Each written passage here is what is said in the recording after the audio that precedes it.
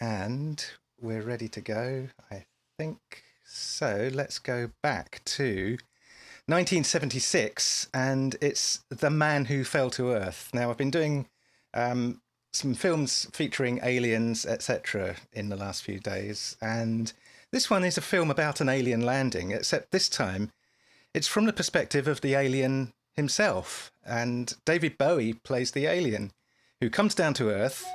He adopts the name Thomas Jerome Newton and uses being British as the device upon which any alien differences in the way he behaves and looks hinge. He sees a patent lawyer, pays him a large amount of money, hands him a pile of documents.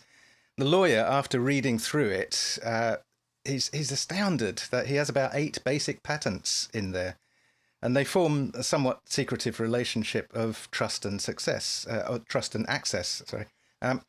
He starts a corporation and has the lawyer run it, which grows to be highly successful, seemingly in only a matter of a few minutes, or so the film portrays. It just quickly gets over with, start a corporation, it's now successful.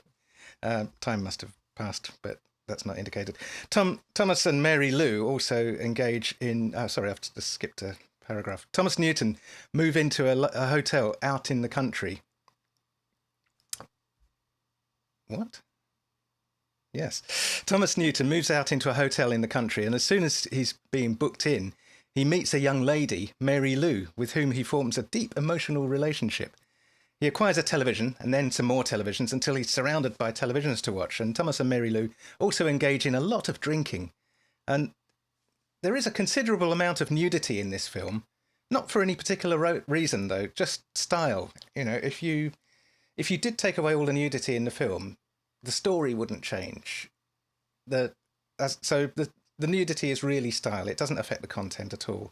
If you like nudity, good film.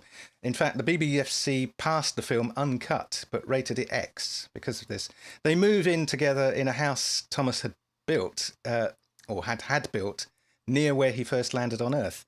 Dr. Nathan Bryce, who's Rip Torn, Rip Torn in his younger years, well, not relatively younger years, but Rip Torn in his older years also starred in the Men in Black films, which I mentioned a few days ago.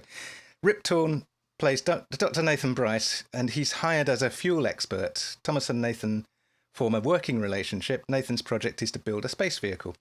And at one point, Nathan has hidden an X-ray camera and surreptitiously shoots an X-ray of Thomas, but Thomas sees the invisible flash. The resulting image shows that Thomas is an alien. And there's as I say, there's a lot of style instead of storytelling in this film, but the style doesn't totally dominate. The story does show through, especially after you've watched it a few times.